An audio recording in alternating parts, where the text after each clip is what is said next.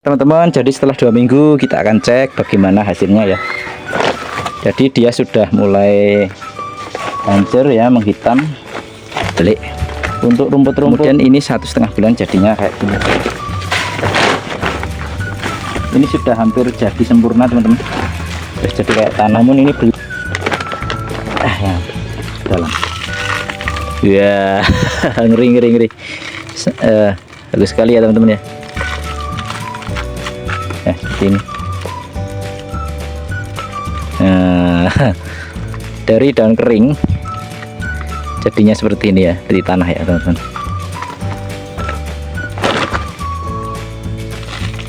Nah, bagus sekali. Sip.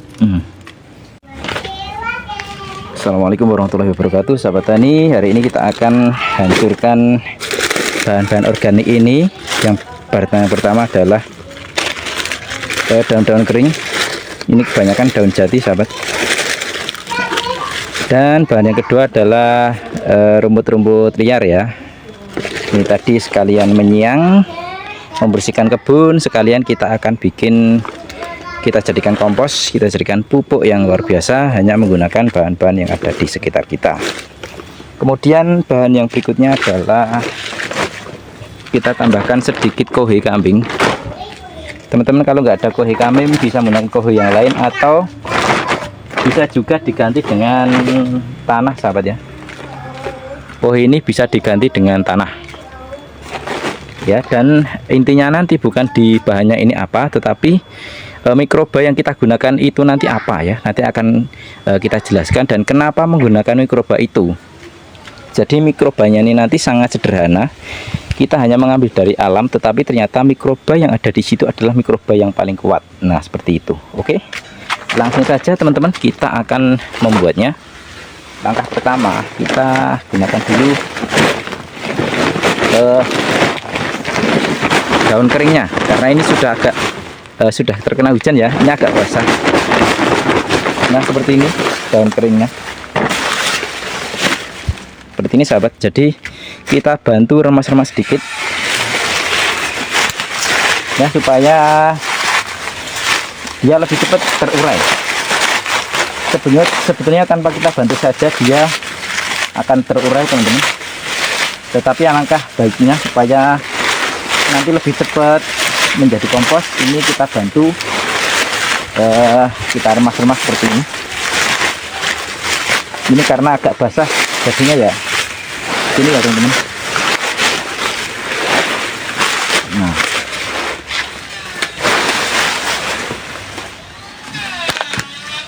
jadi kita manfaatkan barang-barang yang ada di sekitar kita. Tentunya pohon-pohon yang sudah menggugurkan daunnya ini adalah bahan utama untuk membuat kompos ini. Oke, nggak usah selalu hancur, ini nggak apa-apa. Kemudian bahan berikutnya yang kita tambahkan adalah yang rumput hijau ya teman-teman. Ini habis hasil menyiang kemarin sore, dan ini baru saja kita tambahkan.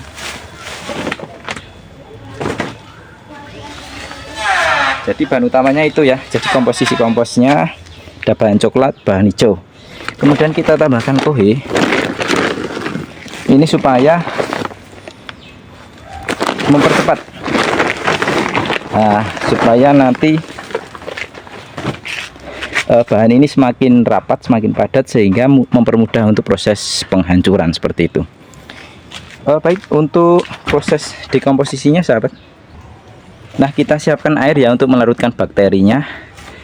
Dan yang pertama kita tambahkan dedak ya, atau bekatul di sini. Dedak atau ini limbah apa ya namanya, penggilingan padi itu ya, yang biasa digunakan untuk pakan ayam atau pakan ternak yang lain. Oke, untuk banyaknya cuma 2 genggam saja cukup. Ini ya kurang lebih setengah ons ya, 2 genggam saja. Ini fungsinya untuk memberi makan bakteri supaya perkembangan bakterinya cepat. Dan ini dia kunci dari keberhasilan pembuatan kompos di sini, sahabat. Ini dia ya. Jadi kita menggunakan bahan ini. Bakteri yang ada di sini ya, di dalam kompos ini adalah bakteri terkuat di alam, sahabat. Ya, bukan satu-satunya, tetapi ini menurut para pakar, menurut referensi dan yang sudah dialami banyak sekali petani, ini merupakan bakteri yang luar biasa, mikroorganisme yang luar biasa, baik di situ ada bakteri maupun jamur. Nah, ini adalah kompos daun bambu ya, atau teman-teman bisa mengambil daun bambu yang sudah lapuk di alam, diambil. Nah, seperti ini jadinya.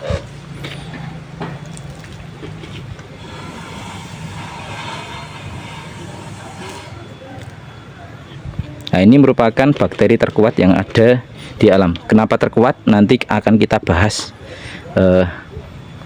pada menit-menit akhir ya, sahabat, supaya sahabat tahu, paham kenapa kita menggunakan kompos daun bambu ini. Kalau nggak ada kompos, teman-teman bisa mengambil langsung di bawah pohon bambu itu, di seresah, di bawah seresah itu pasti ada daun-daun bambu yang sudah lapuk. Nah, itulah bakteri yang sangat bagus kita gunakan untuk pengomposan, sahabat. Oke, caranya sangat mudah. Jadi kita ambil 2 genggam saja, kita masukkan seperti ini ya, kita masukkan, kemudian kita aduk, sahabat. Noh, mudah sekali. Kemudian kita masukkan ke bahan yang sudah kita siapkan tadi ya. Oke, sahabat, ini untuk kelembapan kira-kira semua sudah lembab itu ya.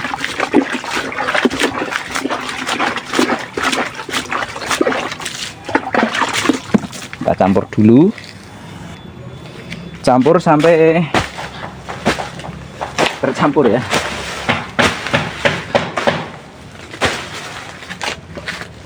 Coba kita pakai tangan aja. Nah, ini.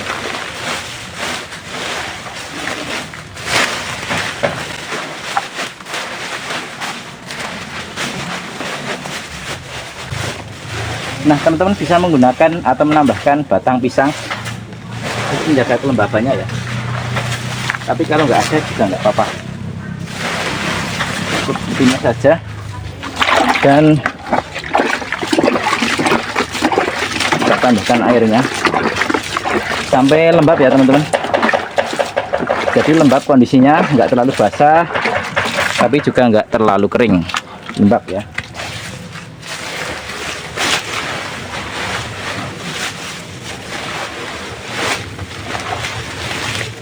Oke, seperti ini. Nah, langkah terakhir, sahabat, jadi ini sangat mudah sekali. Kemudian kita masukkan ke dalam tempat fermentasi ya. Saya biasanya menggunakan karung atau menggunakan planter bag bekas. Oke, kita masukkan ke dalam tempat ini sebagai tempat fermentasi ya, teman-teman.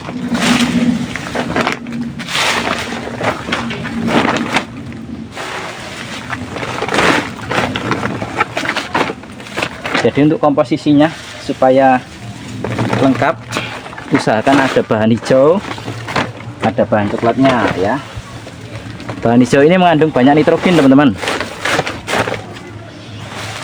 Dan bahan coklatnya ini adalah karbon. Selain itu juga mengandung fosfat dan kalium.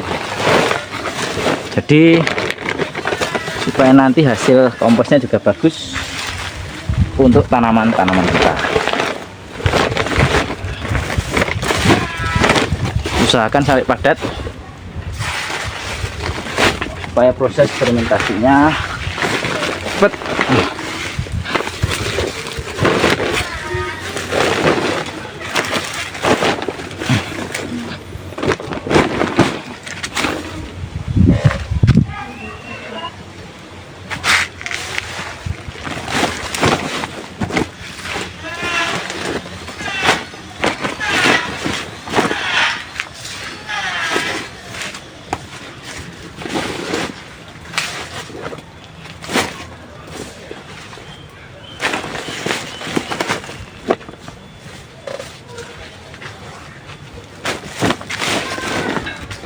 Oke, selesai sudah, tinggal kita letakkan pada tempat yang tidak terkena sinar matahari secara langsung dan tidak terkena hujan secara langsung. Oke, let's go. Nah, seperti itu teman-teman. Jadi kita letakkan pada tempat yang teduh, tidak terkena matahari dan hujan secara langsung. Jadi ini kita tutup. Usahakan rapat. Kalau ada lubang sedikit juga nggak apa-apa, kita tutup saja. Nah, kayak gini cukup teman-teman. Kalau mau ditutup lagi lebih rapat lagi, misalkan menggunakan plastik atau menggunakan sak juga nggak apa-apa ya teman-teman. Seperti ini. Tinggal kita diamkan saja. Nanti setelah 1 atau 2 minggu, nanti kita lihat perkembangannya seperti apa. Kita cek kelembaban dan sebagainya. Oke, kita tinggal saja teman-teman. Jadi setelah 2 minggu kita akan cek bagaimana hasilnya ya.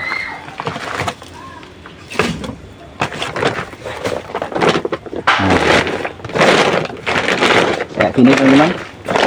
Jadi dia sudah mulai hancur ya, menghitam. Untuk rumput-rumput hijaunya sudah hilang teman-teman, sudah hilang, sudah enggak ada, dia sudah benar-benar hancur lapuk. Tinggal sisa-sisa sedikit seperti ini. Nah, ini rumput-rumput kering yang belum hancur, karena ada sebagian jenis rumput memang yang agak susah hancur ya teman-teman. Nah, seperti ini. Oke, kita lanjut. Kita fermentasi lagi karena ini masih basah, masih lembab ya. Kita lanjut saja. Nah, setelah kurang lebih 1,5 bulan teman-teman, 1,5 bulan,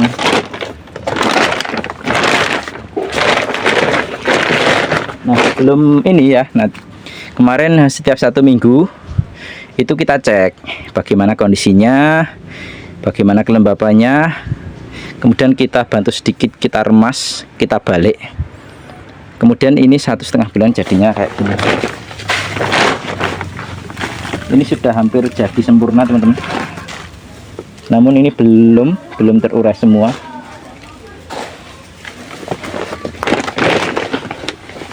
Sudah bagus sekali hasilnya teman-teman ya.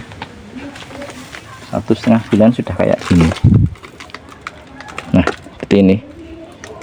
Ini belum matang sempurna. Akan kita lanjutkan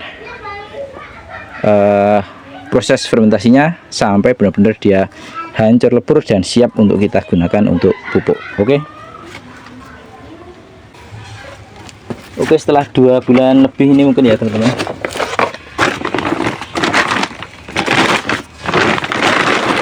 Luar biasa, udah jadi tanah kayak gini.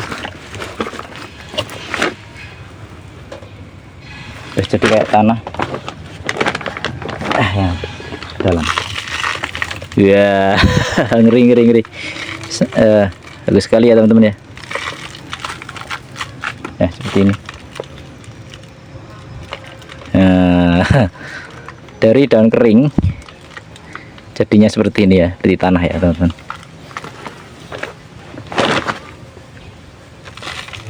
Nah, bagus sekali.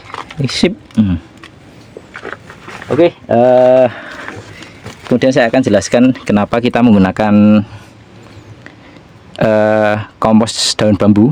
Nah, karena kompos daun bambu ini dia dikatakan mikroba yang paling kuat, karena daun bambu merupakan daun yang paling sulit untuk dihancurkan ya, sedangkan bahan yang paling sulit untuk dihancurkan saja bisa hancur lebur seperti itu ya.